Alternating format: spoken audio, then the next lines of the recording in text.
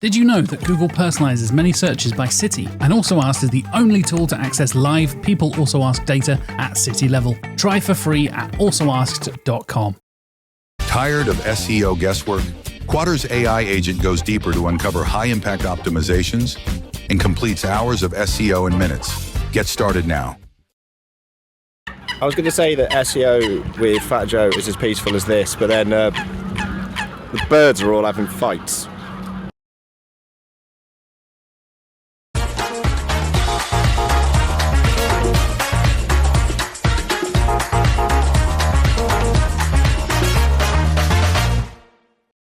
That was an amazing introduction. If you ask my mom, she would have just said he's a failed dentist who studies math. That's Indian moms. I love them.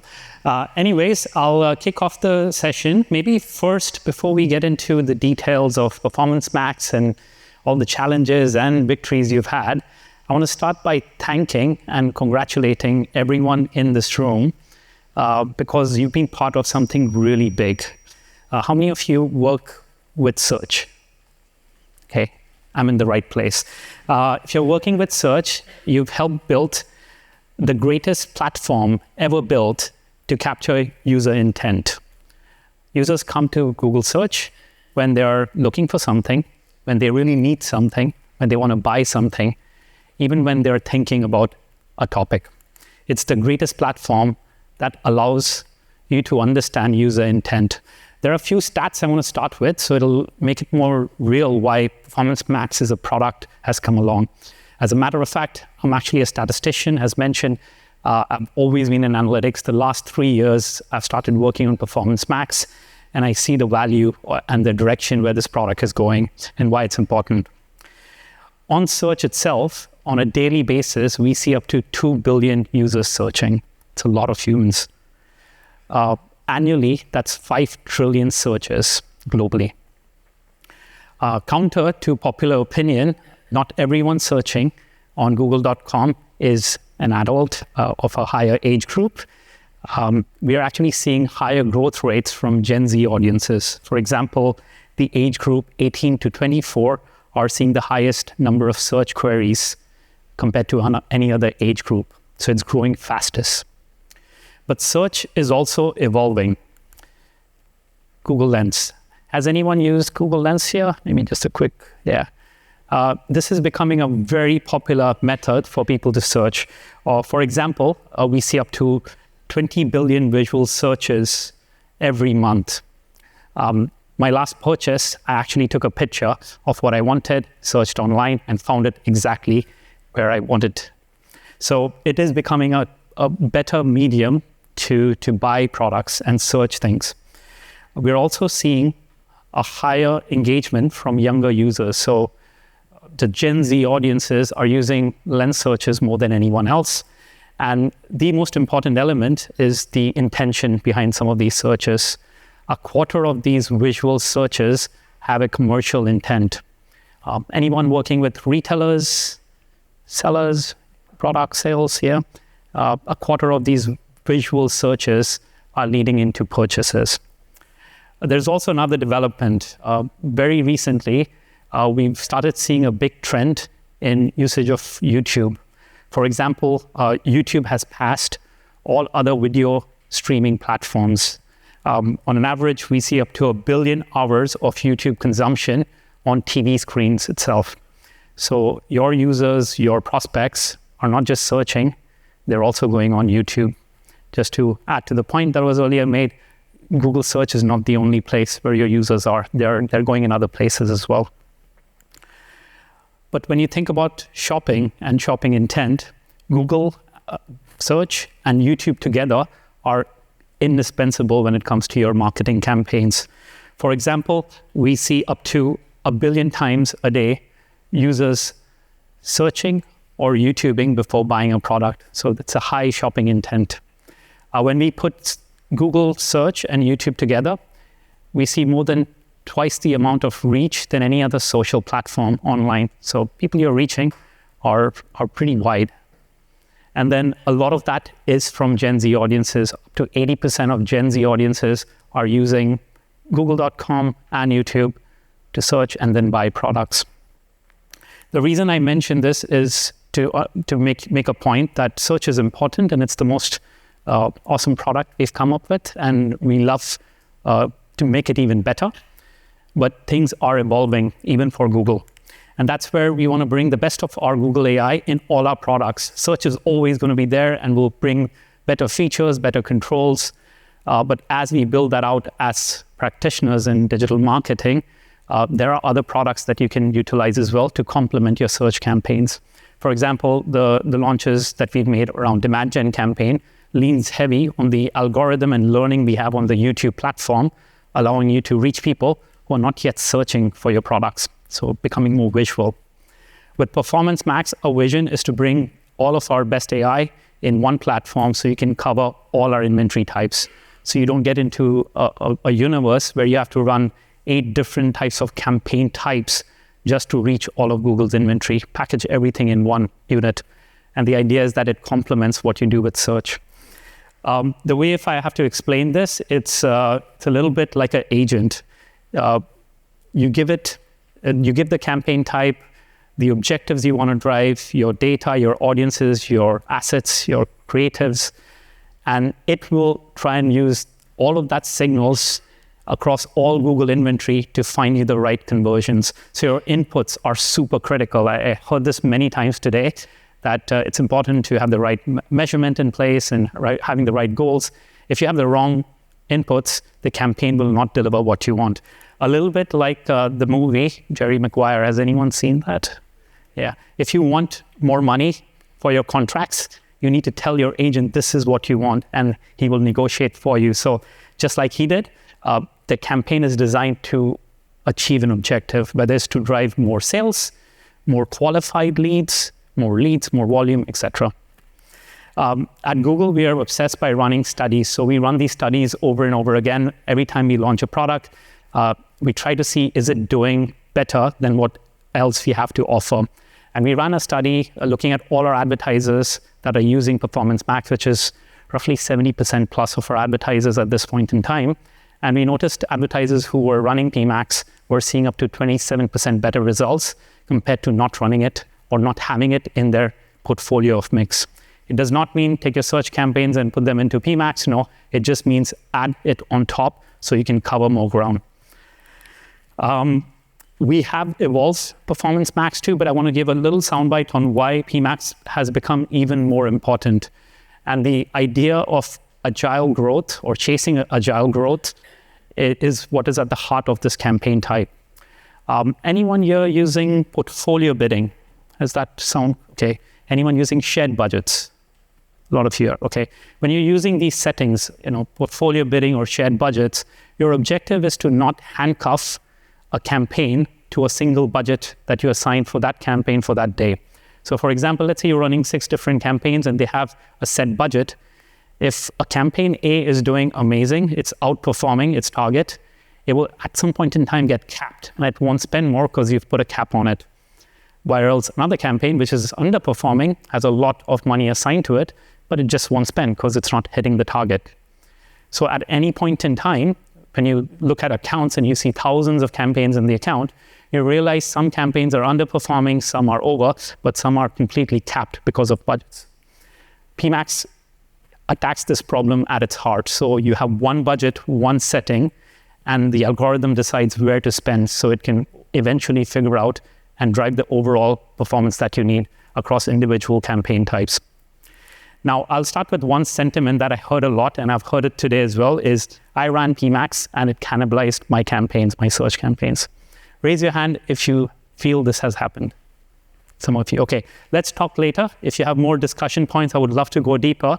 But in general, the campaign is designed to complement what you have.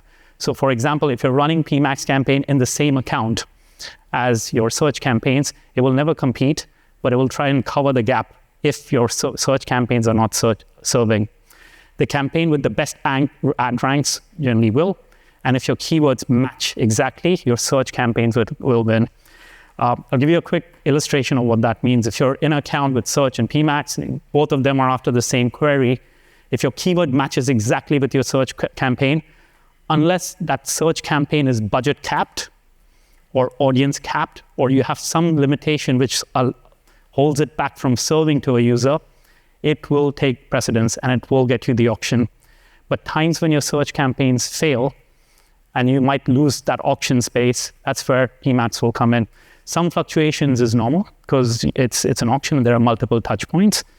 But the idea of PMax is to complement, and in most cases, it's about letting search go first because it's been the leading campaign type in the account. It's a little bit like a safety net for your search campaigns. If you think certain keywords are expanding, and on an average, we see up to 15% more searches happen for any point in time at Google, there are new keywords that you're not after and you haven't thought of to activate on. And when your search campaigns fail, PMax can come and cover your ground. Now I'll talk a little bit about what are the best practices of running PMax campaigns and how you can boost performance even further. The first thing is your goals are your control. Set the right targets. I've heard this so many times. I work with over 6,000 advertisers in Europe, Middle East, and Africa. And if I got a penny for every time they came and told me, I set up the campaign, I didn't get the results, and my next question is, what were you after? And they really didn't have a clue. They were just optimizing to a click on a page, or add to cart, or a micro submissions, but their objective was to drive qualified leads, or actual sales, or actual margin. You're not reflecting that objective in the campaign if you're not setting the right targets. One illustration of that is lead generation type. So any advertisers here or practitioners working with lead gen businesses, okay, I highly encourage you to make sure you pick the right conversion types. I've seen many accounts where they've picked a purchase conversion type, but when you look at the account and you realize it's actually a lead generation online, or it's actually a qualified lead that's down the stream that's being tracked online. When you pick the right conversion type, we turn on the right algorithms in the back end to make sure you reach the right users, and it plays into that intent signal. We also add better protections to make sure you're not getting any fraud traffic. So if you pick the wrong conversion type, it's the wrong signal to the bidder to optimize towards. So make sure you start with that. There are other settings as well. Enhanced conversion for leads.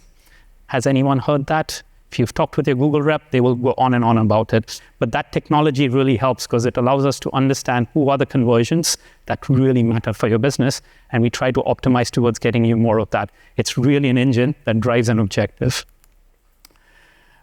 We also added a feature called URL expansion. This is my second tip that I would say. How many of you know what this is? URL expansion setting. Okay.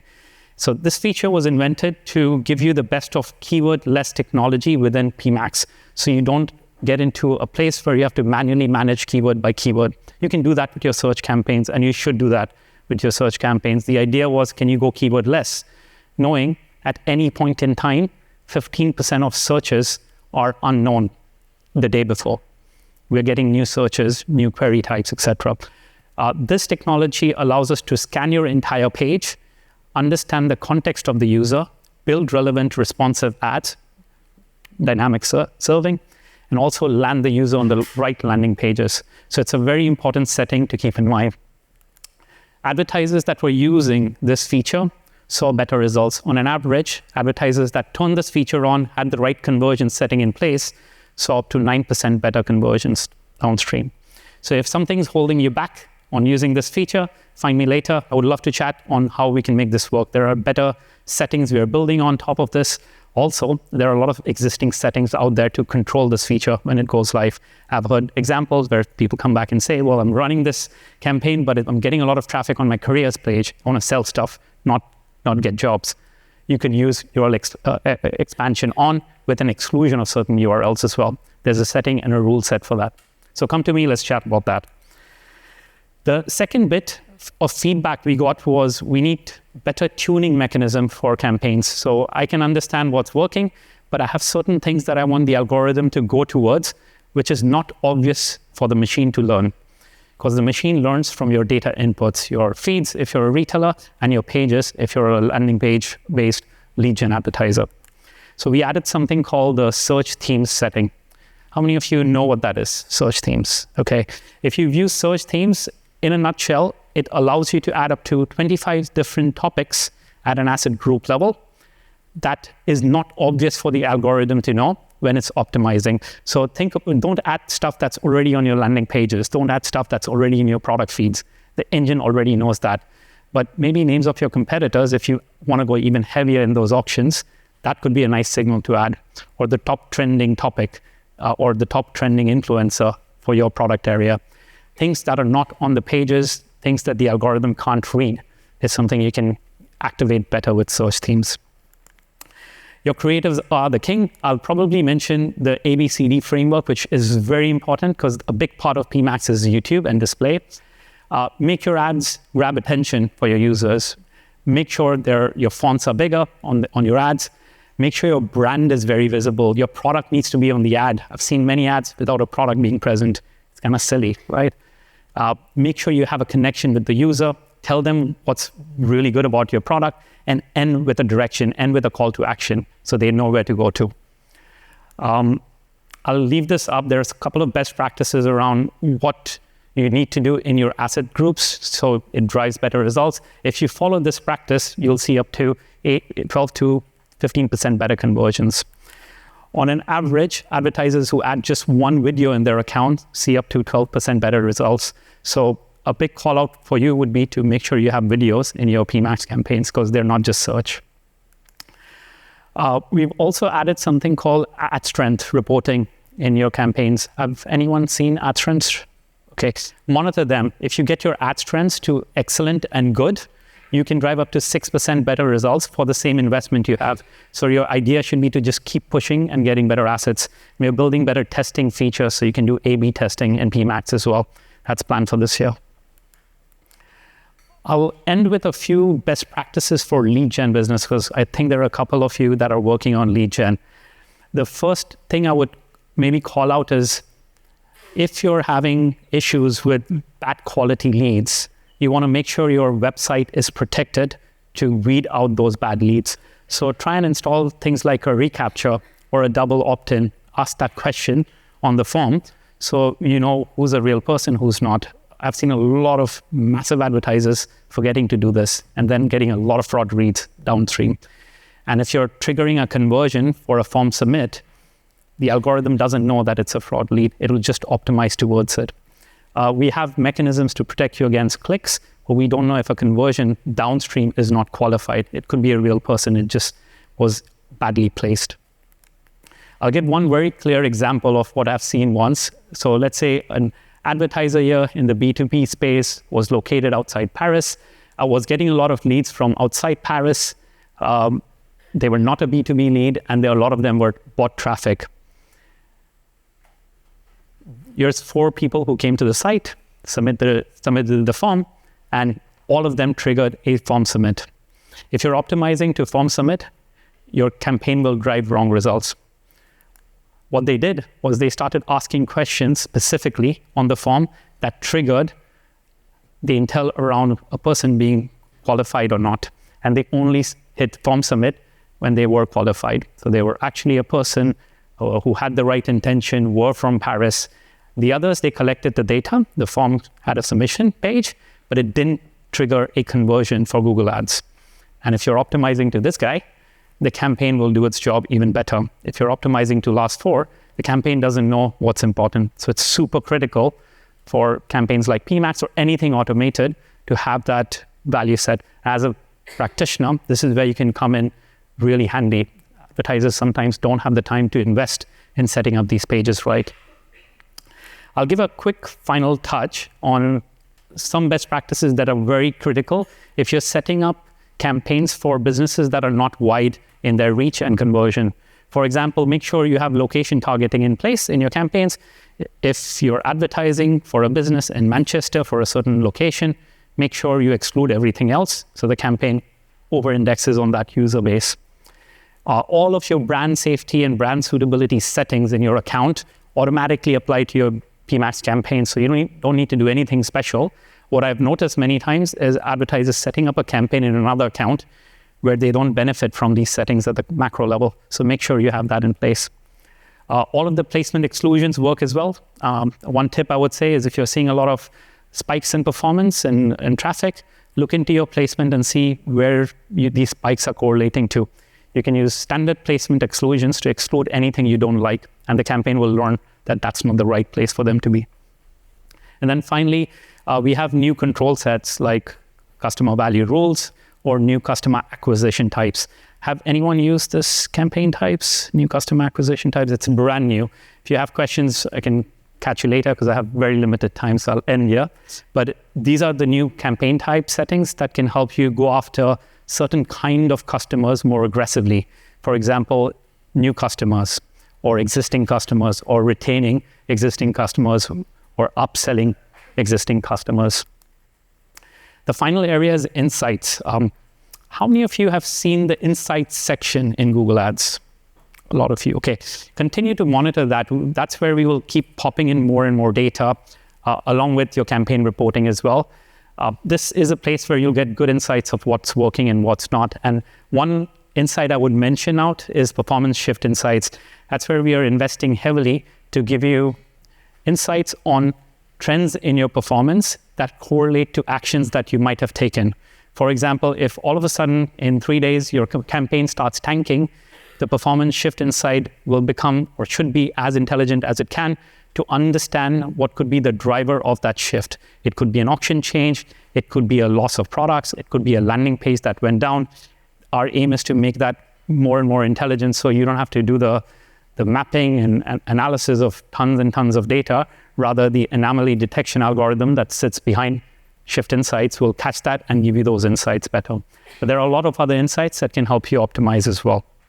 With that said, I'll end my talk. I'm off my time, but you can find me on LinkedIn, and please reach out if you have any questions. I'm here today and tomorrow, and I would love to hear if PMAX can work for you. And if not, I would love to get challenged as well. Thank you so much.